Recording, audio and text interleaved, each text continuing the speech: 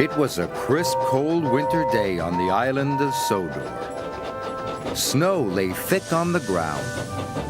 The engines were working extra hard. James was pulling the slow goods train. He had stopped at a signal. Percy pulled up alongside carrying the mail. "Hello, James," said Percy. Then the signal changed to green. "Goodbye, James," whistled Percy, and he was off in a flash. "I was here first," grumbled James. "Why do I have to wait?" "The mail train is more important than slow goods," said his driver. Later, when James stopped for water, Thomas was already in front of him. "I have to go first," said Thomas excitedly. "I am a guaranteed connection." "Everyone has a more important job than me," grumbled James. "Nonsense," said Thomas. "Everyone knows you're a really useful engine." But James wanted to be an important engine, too. Later that day, Sir Topham Hatt came to see James. "You must take coal to all the stations on the island," he boomed. "If the fires in the waiting room go out, the passengers will get cold and complain." "It is a very important job," he added. "You can rely on me, sir," said James proudly. Sir Topham Hatt left. James was excited. "An important job," he said happily. "Phew," sniffed Gordon. "It's only a load of coal after all." "Nonsense," snorted James. "I am going to keep the passengers warm. What could be more important than that?" And he wheeshed over to the water tower.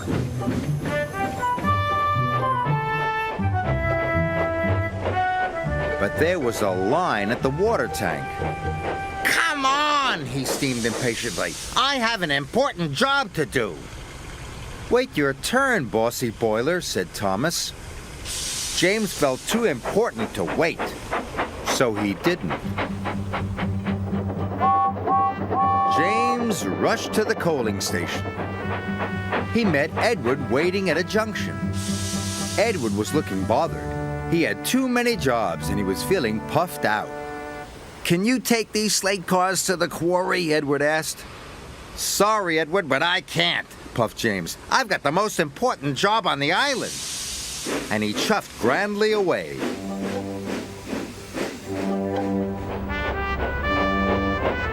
James arrived at the coaling station. He buffered up to the coal cars and was on his way.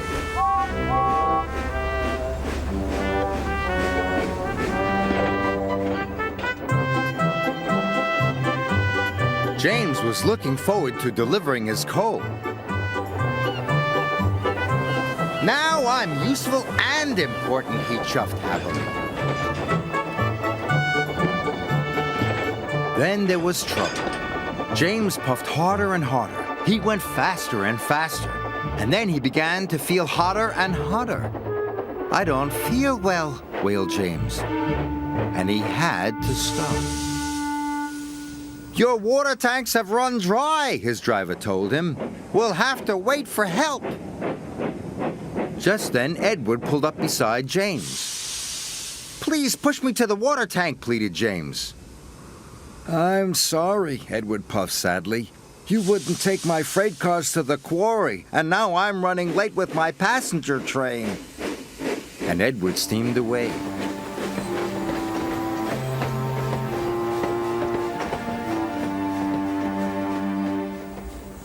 Edward stopped and told the signalman all about James. The signalman telephoned for help, and soon Salty was on his way. He pulled up alongside James. "Why didn't you fill up with water this morning, matey?" James told him about the line at the water tank. "I've heard you were too busy to help Edward, too," said Salty. "I was in a hurry," protested James. "Mine is the most important job on the island." "No job is more important than helping another engine," said Salty firmly. And deep down in his boiler, James knew Salty was right. Thanks to Salty, James's water tank was soon filled and he was well on his way. He knew he had to make up for lost time. Then James saw Diesel up ahead. He had broken down and looked unhappy. James wanted to tease him, but then he remembered what Salty had said. "No job is more important than helping another engine," he said to himself. "And even Diesel is an engine." "Come on, Diesel. I'll push you back to the sheds."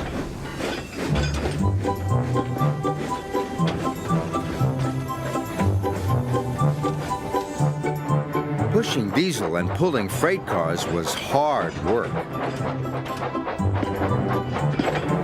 At last, James got Diesel to the repair yard, but he still had to deliver his coal.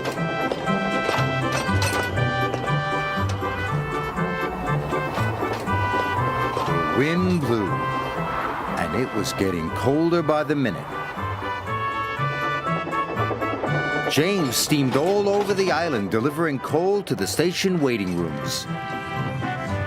Everyone was pleased to see James. Thanks to him, they were all kept toasty warm. The next morning, Sir Topham Hatt came to see James. He knew all about him running out of water and his not helping with Edward's trucks.